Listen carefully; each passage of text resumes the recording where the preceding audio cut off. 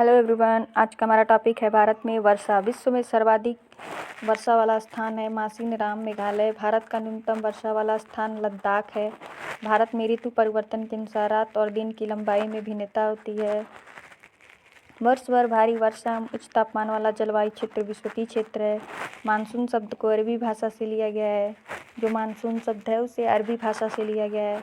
मुंबई, शिलांग, तिरुवनंतपुरम में भारी वार्षिक वर्षा 200 से ऊपर होती है। मुंबई, शिलांग, तिरुवनंतपुरम, इन तीनों राज्यों में भारी वार्षिक वर्षा 200 से ऊपर होती है। भारत में वास्तविक वार्षिक वर्षा 1020.8 मिलीमीटर है। वायुमंडलीय आर्द्रता साइक्रोमीटर के द्वारा मापी जाती है। जो साइक्रोमीटर होता है उससे वायुमंडलीय आर्द्रता को मापा जाता है। आंधी या तूफान के आगमन के पूर्व बैरोमीटर में पारद का स्तर सामान्य स्तर से नीचे गिर जाएगा। जब आंधी तूफान आने से पहले ही बैरोमीटर जो होता है उसका पारद जो होता है वो सामान्य स्तर से नीचे गिर जाएगा। भारत में सबसे अधिक बाढ़ वाला राज्य बिहार है। बिहार में सबसे अधिक बाढ़ आती है। बंगाल की खाड़ी से उत्पन्न होने वाले तूफानों की दिशा सामान्यतः पूर्व से पश्चिम होती है। जो बंगाल की खाड़ी से जो उत्पन्न होती है तूफान आता है उसका दिशा पूर्व से पश्चिम होता है।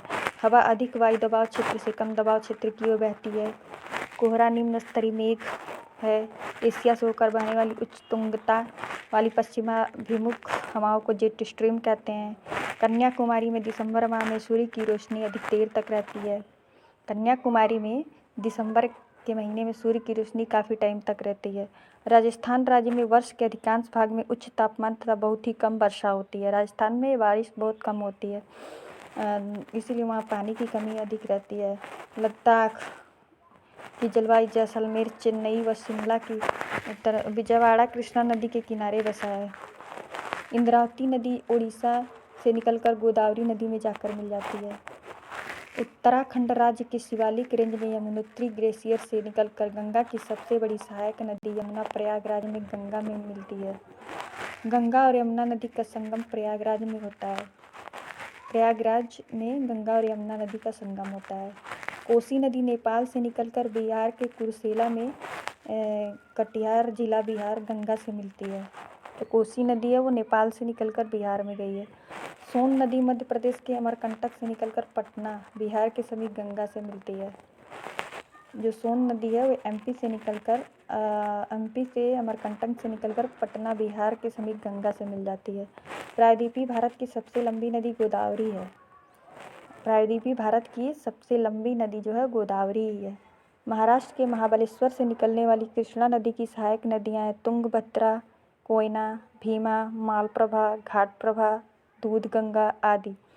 महाराष्ट्र के नासिक जिले से निकलकर तेलंगाना एवं आंध्र प्रदेश से होकर बंगाल की खाड़ी में गिरने वाली नदी गोदावरी की सहायक नदियाँ हैं इंद्रावती, प्राणहिता, वर्धा, वेनगंगा, पेनगंगा, सबरी एवं पूर्णा।